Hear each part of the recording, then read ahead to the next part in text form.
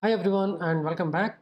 So in this video we are going to talk about Node.js with the Postgres. Okay, and we are going to use the client library and we will see how we can do the integration. In the last video we talked about the MongoDB with the Node.js without using ORM ODM libraries, and in the next video we will talk about MySQL. Okay, for the simple setup, we are already running Docker Compose. It has the Postgres connection details. Everything is test, test, test, right? So this is my Postgres. Whenever you are doing Docker Compose up, it will give you MongoDB and Postgres up and running. Okay, now let's start our simple journey. Here we are going to write something for the Postgres. So we'll first of all we'll go inside that folder and we are going to use PG client library. First of all we'll do npm init just to set up our package.json, and then we will install all required things. We can install, we need Express, we need Postgres client, right? These are the only major dependencies we see in our application. We'll install them.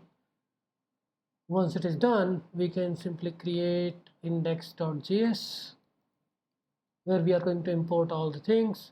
And let's say we are going to create another file which is queries, where we are going to write all the queries to query the database, insert, update, delete, because here we are using a simple example. Okay, in the index.js we can simply, what is the basic thing which we have done here in the Mongo also. We can just import the Express and all these things from the top. We'll create the routes, we'll create one db file. So this is our index.js. Okay, what we will do is we'll create app instance from the Express, and then we will just define a simple route. We can do everything in a single file. Let's create two different files, one for managing the queries and database connection, another file is for Express app and all different routes. Okay, so this is my port. Let's say you are saying 3002.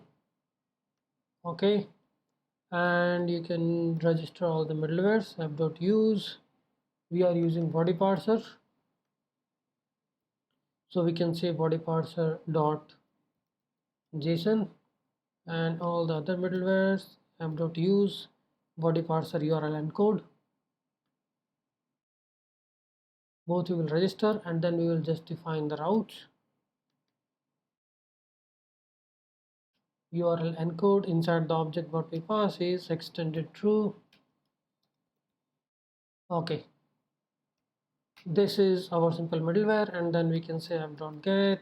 Whenever the request is coming for forward slash, I will just say request and response, and I will say hello world, hello to the server, response.json routes. First of all, let's get all the queries. Queries equal to require, it can be a database interface or something like that, and we can simply say okay, let's rename it to db, that is more appropriate name. And then now we can define all the routes. app.get, this is my route endpoint. Okay, and then the callback, the handler. So we are going to define all the methods here. Get users, all these methods, app.get, port, post, get, post, put, delete, and finally app.listen. Inside callback, you just define the port, you pass the port, and then there is a callback where you can say okay, my server is connected. Now let's start the get users. Here we are going to create all the methods, so it will be post, put, and delete.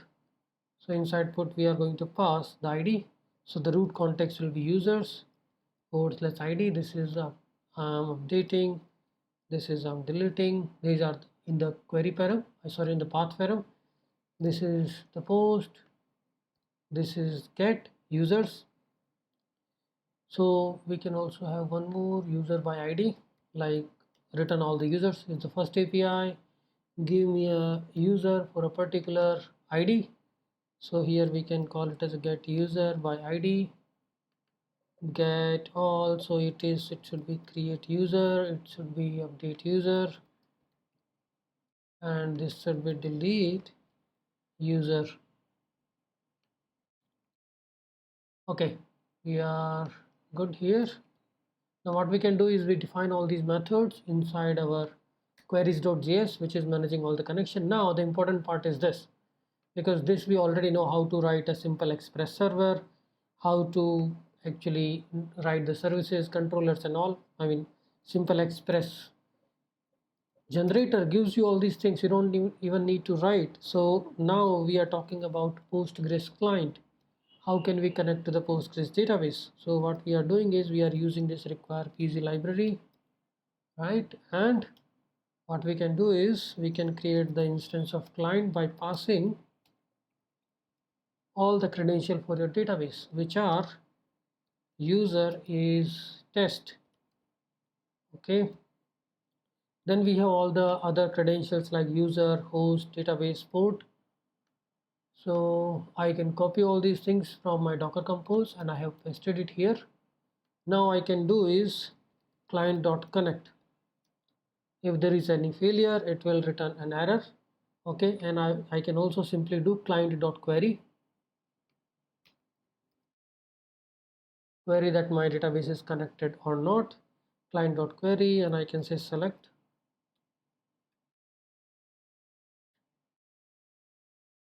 simple query, select now. I can say, and if it is successfully connected, right, then we will get the response, otherwise you will get the error. So it's a callback, error comma response. This is the arrow function, and here we can check error. First check, if error is there, that means we are in trouble and our connection is not done successfully, something is wrong with the database connection, otherwise we are connected, right? So console.log db connected. Now we can write over all the functions which we are exporting from here, like get users, const get users, arrow function, and here we are defining all the attributes. So it is taking two things because it's a express route handler. It is taking request and response, and here we are using client dot query. There is a method, you define your query. This is common for all the methods, get, put, post, delete, whatever the operation we are doing, it is going to return us error or the result. And then we can see if there is an error. Let's say you got an error, then we will deal it differently. Otherwise, we will say response dot status 200 and then dot json result dot rows. So here we are getting result, and inside that you will get the rows. If you got an error, then what you will do is either you will just throw it, or you can say response dot status 500 dot send. I'm going to throw this error in the response. Yes, so get error, get users. Similarly, we can define all the methods and then we will export all these things together. So what all other methods we have? We have get, put, delete and all. So we'll define all of these. Okay, let me go to the bottom. Let's say we have get user, then we have get user by ID. I will also update the query for both these methods. So this is get user by ID. It's just about how to integrate and how to trigger the query. So second method is get user by ID, right? So in this, the only change, first of all, get user, that means select star from user, order by ID.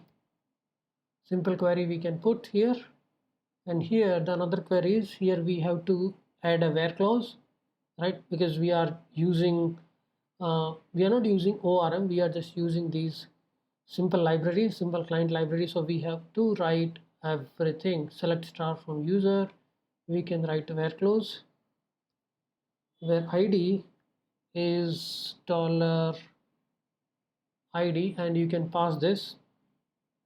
I mean the argument is $1. Select star from user where ID equal to this, and then you will pass this ID. This is how you can pass the arguments to your query. So $1 is nothing but it will be replaced with the ID in form of string. Okay, then we have other, which is like create user. Here we are going to get the payload. First of all, get user by ID. Here also we are going to get the ID, and we are getting this in the request parameter, request dot params dot ID. Clear? And here while creating the user, we are going to get things inside a payload. So we can say const name and email. This is we are going to get from the body. Name and email we are getting from request.body. We are already using body parser for that, and here we are going to add our query. So the query will be insert. If you think about insert into table name, these are the columns and these are the values, right? So simple query is, I have copied all these templates, so I'm just copying the query directly. Insert into user, name, email, and return all. And here instead of this, we are going to pass name and email as an argument to the query. So name will be set here, email will be set here. And once if we get any error, then we are going to return 500. Otherwise, we can just return 201, and user has been created with the ID, so it will be just like HTML text. User has been created with ID. And how we can get the ID? We can get the ID from the result.rows, so it's a little different than what we do. First of all, it's a dynamic message, put that in the backticks. User has been created with, we are getting the result dot rows 0, and from there you can do ID. Okay, so this is the concept. Nothing typical, right? It's just like how we similarly we are going to do with the MySQL. There is a MySQL client, you pass all the credentials, you will get the connection object, I mean the client object, and then you will do the client.query. Here we did for get all the users, get user by ID, and create user. Similarly, we can write update and delete. Delete is doing nothing but it is going to trigger the query delete from user where ID equal to this. So whatever we are doing with the get by ID, I can just replicate the same thing for delete user. Here I'm going to get the ID from the parameter. So here the query will be delete from user where ID equal to this, right? And you are already passing the ID in the parameter, and here it will be status will be different. You can say status as a 204, I mean 201 204. You can simply send 204 without any message. That's on you. No content. Create user 201, get user 200. Okay, this is how it is. Now we can simply run this. Now what we need to do is go to our database, because we just need a table also, so that we can do the query against that table. Table we are not creating because we haven't written any migration. So this is our simple table. We are going to create a users table with ID as a primary key, name, email, right? And we want to have ID as a UUID. So you need to just enable these extensions. Okay, this is done. I think we already have this table. That is good. Now we can say is node index.js. created. Now we can just hit these APIs. Let's say this we can change to users 3001. This is where we are running, so it is name, email, and I can send this request.